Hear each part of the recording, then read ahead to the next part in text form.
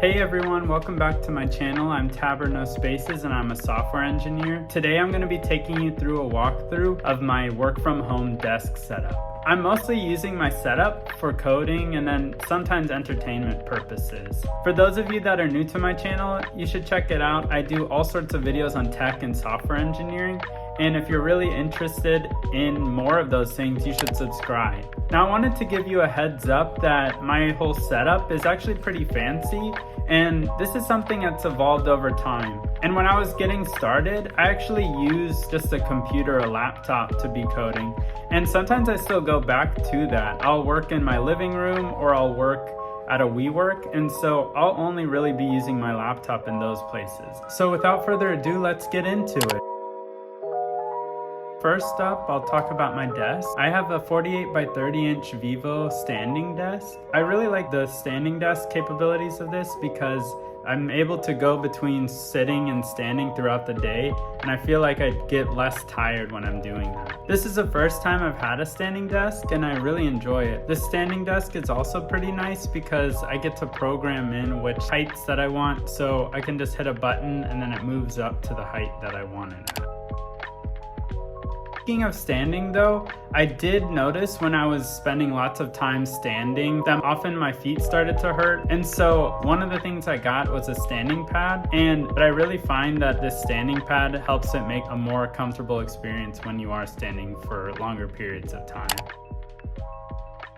Now, even though I'm spending a lot of time standing at my standing desk, I will spend a good amount of it sitting in this chair that you can even see I'm sitting in right now. And a chair is actually a really big investment that I think is maybe even more important than a lot of this technology bits. Personally, I opted to use a gaming chair rather than a traditional office chair, and I found it really works for me.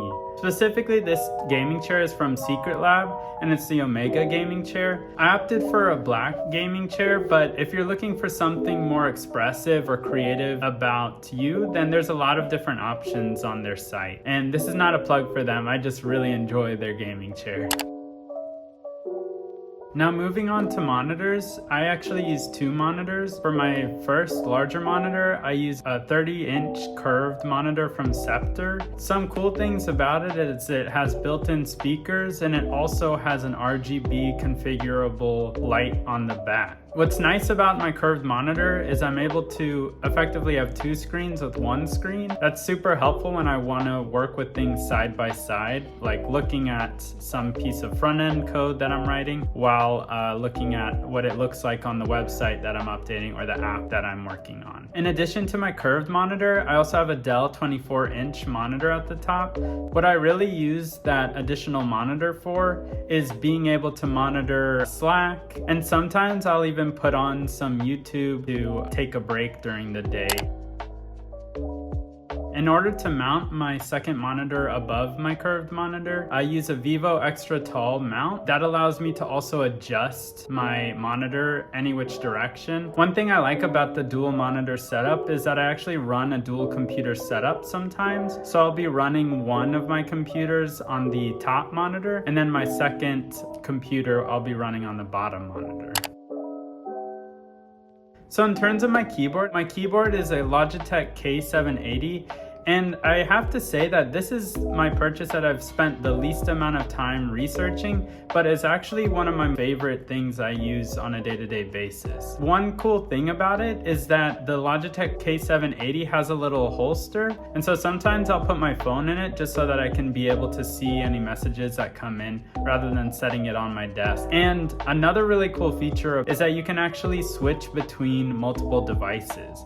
So I can have up to 3 devices programmed into my keyboard. So this is especially useful, as you can imagine, when I'm running my 2-computer setup, so I can switch back and forth between which computer I'm using to type on.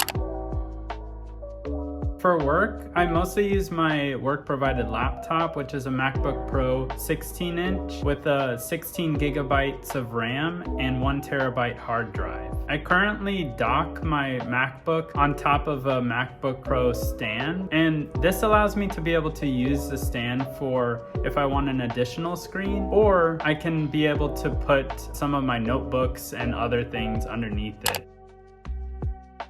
For my audio setup, I use Logitech speakers, and they've really served me well. They have great audio quality, maybe a little bit too much of bass, but I really can't complain. Since I'm frequently in Zoom meetings, I decided to invest in a nicer camera. And so I got a Logitech 1080p camera so that I'd be able to use that for video calls and video conferences. Now, to be able to connect all of this, I use a 4-ear-PC docking station, and I've had a ton of luck with it. My secondary computer that I use as a personal computer and also sometimes as a VR gaming computer is actually custom built. I got this secondary PC a few years ago when I was doing a lot of VR development. Outside of that though, I really use it sometimes with playing games or even wanting to watch videos on the internet.